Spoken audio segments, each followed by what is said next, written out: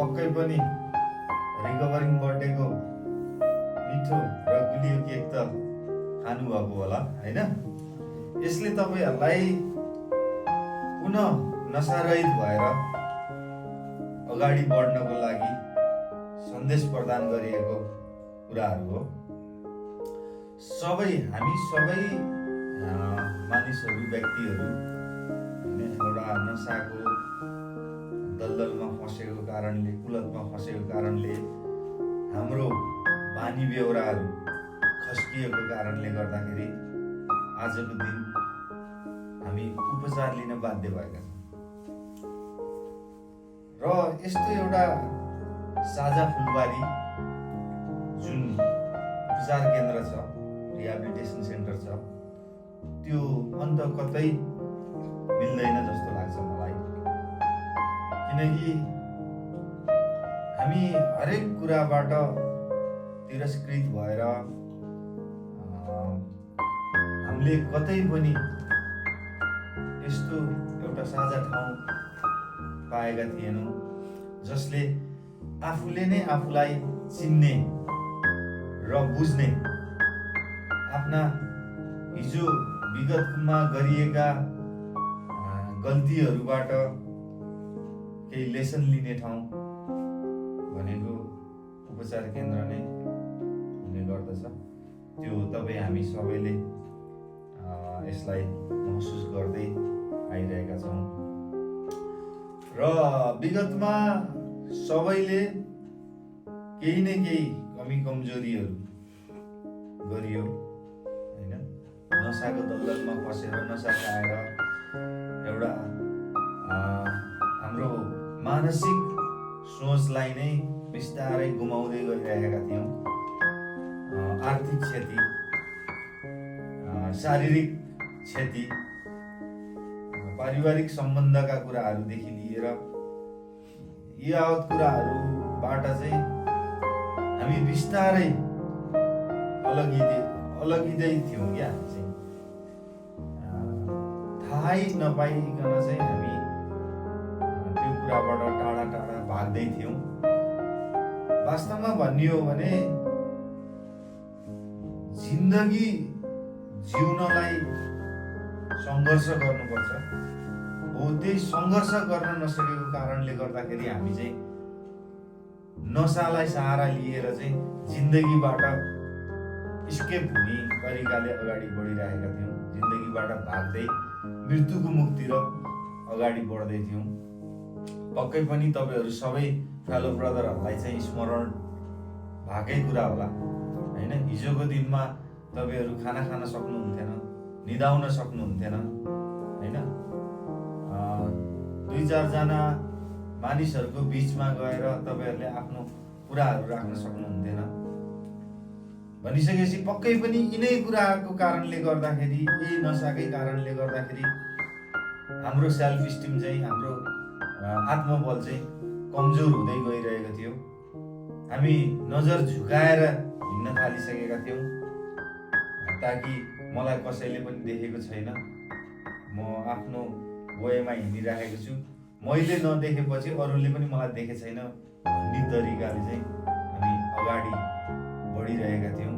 तर त्यो गलत थियो। त्यो हाम्रो विचार, त्यो हाम्रो सोच गलत थियो। अब पालो आएको छ, अब बेला आएको छ, हामीले आफ्नो सोच्ने तरिकालाई बदल्नुपर्छ। हिजोको दिनमा जुन तरिकाले हामीले सोच्ने गर्थ्यौँ त्यसकै नतिजा स्वरूप हामी दुर्व्यसनमा छिर्यौँ। तर आजको दिनमा आएर त्यो थिङ्किङ प्याटर्नलाई चाहिँ चेन्ज गरेर अब पुनर्स्थापनाको बाटो चाहिँ कसरी अगाडि बढ्ने, कसरी आफूले आफूलाई चाहिँ राम्रो बनाउने, म को हुँ र मेरो जिम्मेवारी के छ, मेरो कर्तव्य के छ,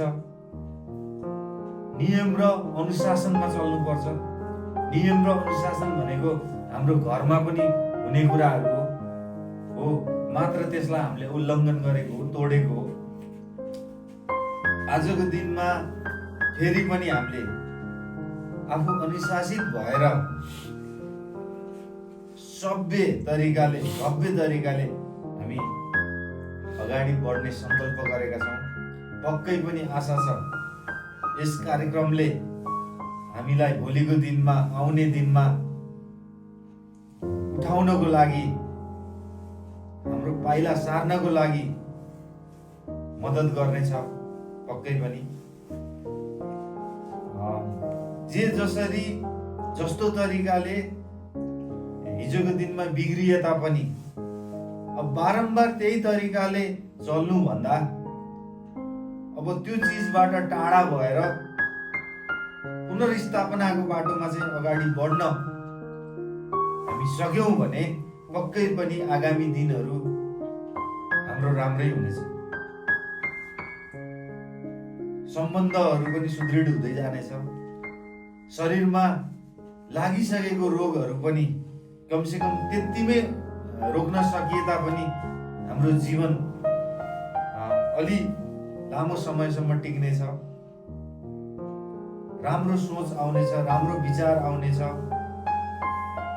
सबै गलत विचार, गलत व्यवहार, गलत बोली वचन आएको कारण किन भन्दाखेरि त्यो चिजले गर्दाखेरि, त्यो पदार्थले गर्दाखेरि हो।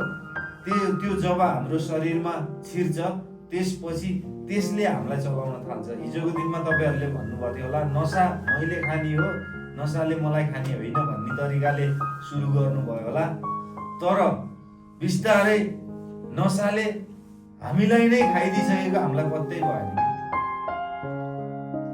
त्यो परिवारको आँसु, त्यो परिवारको पीडा र आफ्नै पीडा, निदाउन नसकेको पीडा, खाना खान नसकेको पीडा,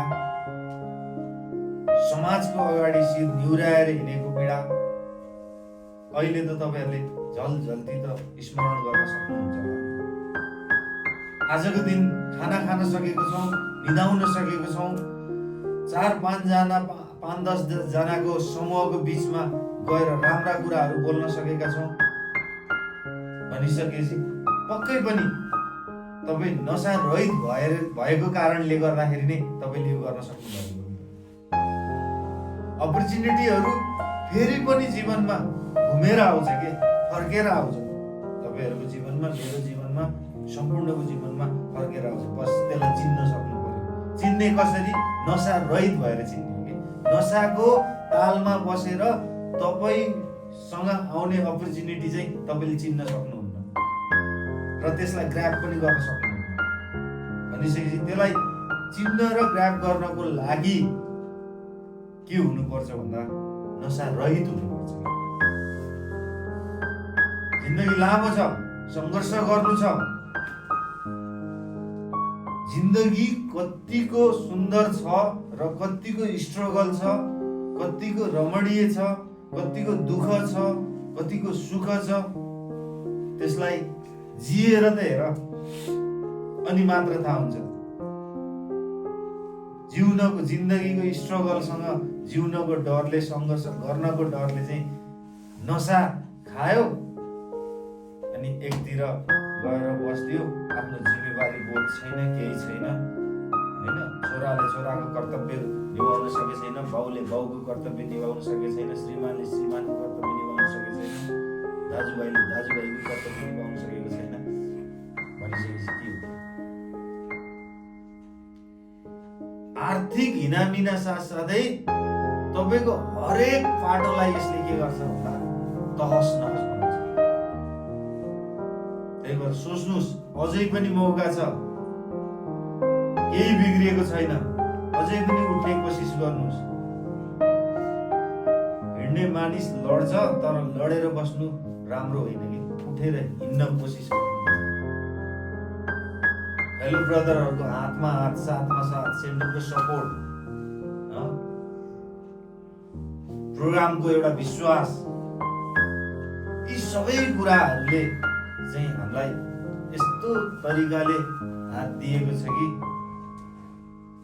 म तिम्रो ब्याकबोन अथवा ब्याक सपोर्ट भएर पछाडि उभिएको छु, तिमी मात्र कोसिस गर।